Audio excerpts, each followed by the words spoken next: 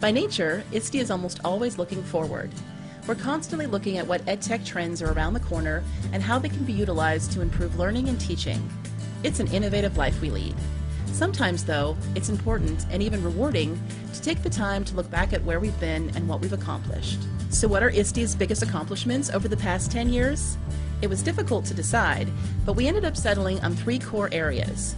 Our efforts to connect and empower educators, specifically through social media and advocacy, ISTE's nets and their refresh, and our global relationships. Keeping up with new media, social media, and new communication structures and tools, and positioned ourselves really with our sort of 2 core competencies: the trusted source for information and knowledge, and the whole idea of connecting educators who have an interest in using technology well.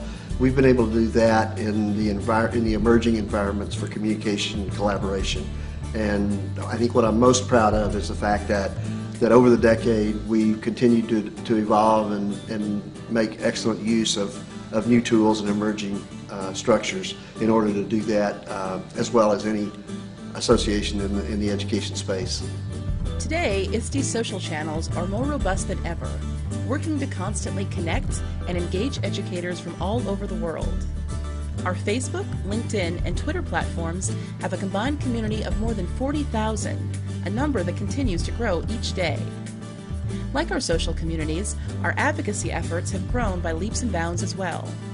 ISTE's efforts in advocacy have significantly ramped up in the last few years, and on a number of levels. So we do, first of all, I think we're engaging our members in advocacy issues in the agenda for a digital age education in ways that we were never able to before.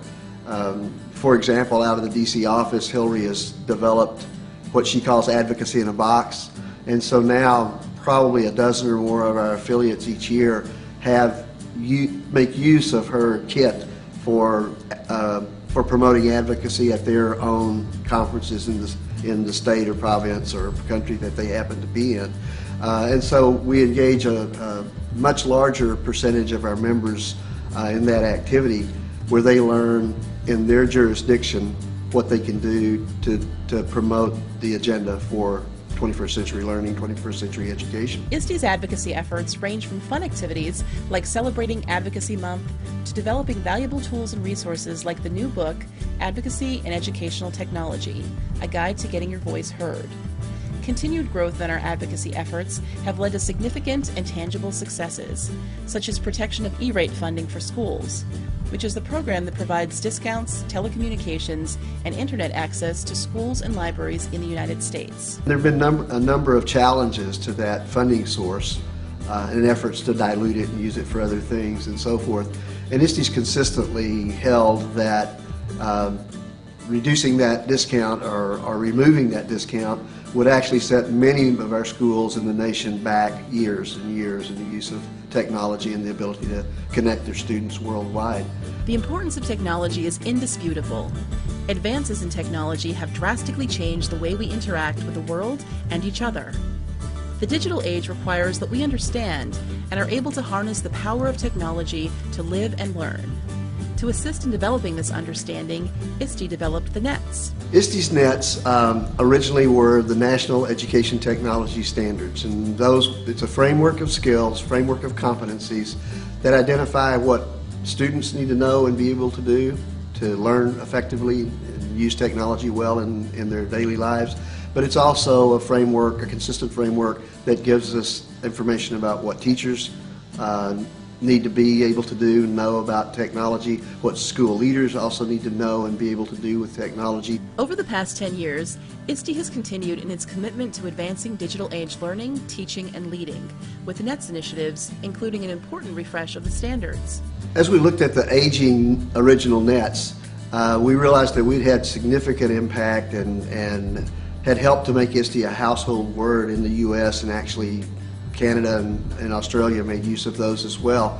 But we realized it was time to update those standards, to refresh those standards. And so we went through the process, and the first thing that our constituency told us, especially even in North America, that they wanted to be sure we made those those frameworks, that set of standards appropriate worldwide. The refresh was a major impetus in our going from a pretty substantial regional organization to with a major step toward a truly global organization.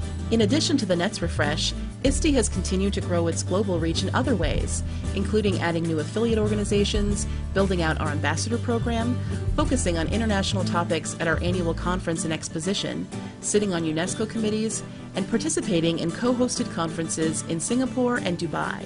It's important for ISTE to work in other regions of the world, in Singapore specifically, because we've got an opportunity to see other models of using technology.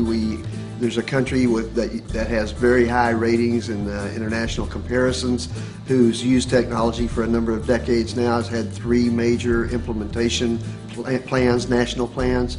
And while they've done a wonderful job of implementing and integrating technology in their style of teaching at this time and learning, they're very interested in learning from us how you promote creativity, how you look at student-directed learning.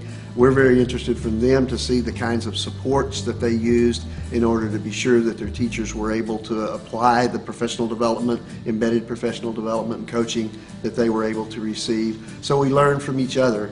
We've been fortunate to engage with UNESCO on a number of fronts, and that's always good work because they obviously have a lot of policy influence and also opportunity to demonstrate worldwide. We're proud of what ISTE and our members have accomplished over the past 10 years and look forward to what the future holds as our members and volunteers continue to transform learning environments in their schools and around the globe.